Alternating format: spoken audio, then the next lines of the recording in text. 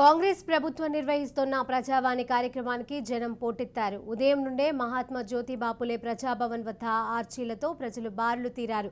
తమ సమస్యలను ప్రభుత్వానికి విన్నవించుకునేందుకు భారీగా జనం తరలి రావడంతో బేగంపేట నుండి పంజగుట్ట దాకా క్యూ లైన్లో బారులు తీరాయి. ప్రభుత్వం వారానికి 2 రోజులు మాత్రమే ప్రజావాణి కార్యక్రమం నిర్వహిస్తుండటంతో ఇవాళ రాష్ట్ర నలుమూలల నుంచి ప్రజలు పెద్ద ఎత్తున తరలివచ్చారు. దీంతో బేగంపేట, పంజగుట్ట పరిసర ప్రాంతాలలో భారీగా ట్రాఫిక్ జామ్ అయింది. ఇక ప్రజల నుండి ఆర్చీలు స్వీకరించుకునేందుకు మంత్రులు, అధికారులు రానున్నారు. ప్రజావానికి వచ్చిన ప్రజల కోసం ప్రభుత్వ ప్రజాభవన్ వద్ద అన్ని ఏర్పాట్లను చేశారు. వచ్చిన వారిలో ఎక్కువగా భూ సమస్యలు, కొత్త పెన్షన్ల కోసం వచ్చామని చెప్పారు.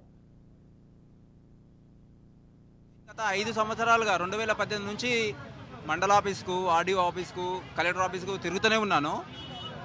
ఎంత తిరిగినా కానీ ఆ ఓఆర్సీ వరకే ఉంది. కానీ అక్కడ ఇంప్లిమెంటేషన్ ఇంకా ఫర్దర్గా వెళ్ళట్లేదు. మాకేమో వేరే ఏమీ లేవు, ఉన్న వ్యవసాయ భూమి ఒకటే, అదే ఆధారము, దాని మీద బతకాలి. మాకు రైతు బంధు రావట్లేదు.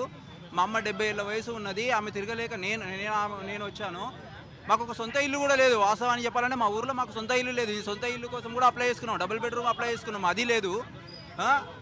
ఎప్పటి వరకు తిరిగినా కానీ మండల ఆఫీసులో రెస్పాన్స్ ఉండదు. కామన్ మ్యాన్ వెళ్తే ఒక మండల ఆఫీసులో రెస్పాన్స్ ఉండదు, కలెక్టర్ ఆఫీసులో రెస్పాన్స్ ఉండదు, ఒక ఆర్డీఓ ఆఫీసులో రెస్పాన్స్ ఉండదు. మరి ఎవరు వెళ్ళాలి? పొలిటీషియన్స్ అంటే వాళ్ళ పొలిటికల్ బ్యాక్గ్రౌండ్ ఉన్న వాళ్ళు వెళ్తేనే వాళ్ళకు న్యాయం జరుగుతుంది. అంటే మరి కామన్ మ్యాన్ ఎక్కడ వెళ్ళాలి? కామన్ మ్యాన్ ఎవరితో చెప్పుకోవాలి? వాళ్ళ ఇబ్బందులు ఎవరితో చెప్పుకోలేని పరిస్థితిలో ఉంది ప్రజెంట్. డేటా ఎంట్రీ ఆపరేటర్గా విధులు నిర్వహిస్తున్నామండి తెలంగాణ రాష్ట్ర ప్రభుత్వ వాణిజ్య పన్నుల శాఖ. అయితే 12 సంవత్సరాలుగా విధులు నిర్వహిస్తున్న సమయంలో 190 మంది టోటల్గా ఉంటే అందులో 95 మంది అప్పుడు వాణిజ్య పన్నుల శాఖకు ప్రిన్సిపల్ సెక్రటరీగా ఉన్న సోమేష్ కుమార్ ఏం చేశాడంటే ఆ 95 మంది తెలంగాణ రాష్ట్ర ప్రభుత్వానికి ఆర్థిక ఇబ్బందులు ఉన్నాయనే ఉద్దేశంతో 95 మందిని టర్మినేట్ చేశాడు. టర్మినేట్ చేయడం వల్ల ఎటువంటి నోటీసులు ఇవ్వకుండా 6 నెలలు మాతోటి వెట్టి చాకరీ చేయించుకొని 6 నెలలు జీతాలు కూడా ఇవ్వకుండా మమ్మల్ని అర్ధాంతరంగా అసలు నిర్దాక్షిణ్యంగా తొలగించి మిగతా 95 మందిని వాళ్ళకు అనుకూలంగా ఎవరైతే ఫేవర్గా ఉంటారో వాళ్ళని ఆ 95 మందిని అట్లా పెట్టేసుకున్నారు. ఎటువంటి రిక్రూట్మెంట్ లేకుండా అనమాట. మరి మేమేం తప్పు చేసాం అర్థం కాలేదు. 95 మంది, ఆ 90 మందికి మాకు తగిన న్యాయం చేయాలని చెప్పేసి రేవంత్ రెడ్డి గారు ముఖ్యమంత్రి అవ్వటం వల్ల మంచి చేస్తారన్న ఉద్దేశంతో మేము ఈ యొక్క ప్రజా దర్బార్కి వచ్చామండి. మరి ఇది యొక్క సమస్యను చూస్తున్న భూమి వ్యవసాయం భూమి బాలాపూర్ సర్వే నంబర్ 144, 145 మేము ప్రొడక్ట్ ఏజెన్సీదారులం. మా భూమిని నల్గొండ ఎంపీ వేమిరెడ్డి నరసింహారెడ్డి మా భూమిని కబ్జా చేసిండు. మేము గతంలో ఉన్న ముఖ్యమంత్రికి ఇట్లా మేము ఎన్నోసార్లు కలుద్దామని కలవలేకపోయినాం. ఇప్పుడు ఉన్న ముఖ్యమంత్రి మేము కలుద్దామని చెప్పి వచ్చినా మేము ఇవాళ అర్జీ పెట్టినాము. మాకు న్యాయం చేస్తారని చెప్పేసి మేము కోరుతున్నాం. నేను ఒక తెలంగాణ ఉద్యమకారునికి న్యాయం చేస్తారని చెప్పేసి మేము ఇక్కడికి రావడం జరిగింది. గతంలో ఇట్లా నేను ఇంతకుముందు కేటీఆర్ దగ్గర కానీ, కవితక్క దగ్గర కానీ వీళ్ళందరి దగ్గరికి వెళ్ళినా, కాదు అక్కడ నాకు న్యాయం జరగలేదు. ఇప్పటికైనా నాకు న్యాయం జరుగుతుందని చెప్పేసి నేను ఇక్కడికి వచ్చిన. మల్లాపురం నుంచి వచ్చినా నేను.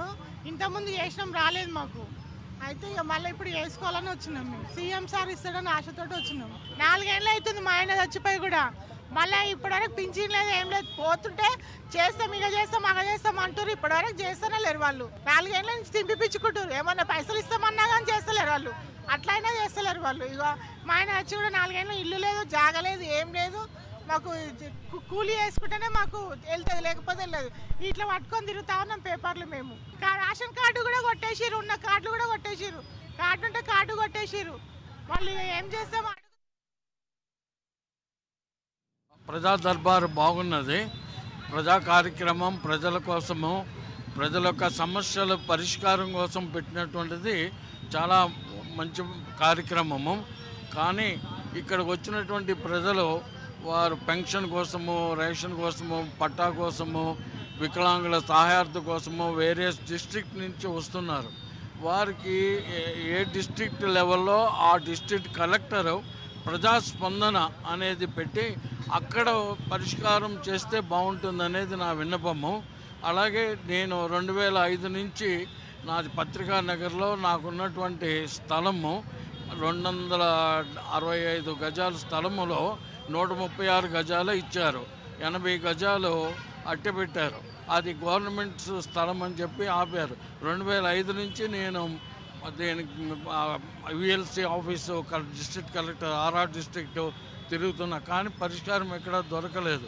మిగతా అన్ని చోట్ల మాకు సౌత్ ఈస్ట్ వెస్ట్ అన్నీ ఇళ్ళు కట్టేసుకున్నారు. నాది మాత్రం గవర్నమెంట్ ల్యాండ్ అని బ్యూరోక్రసీ, మీరు అర్థం చేసుకోవచ్చు బ్యూరోక్రసీ ఎట్లాగుందో.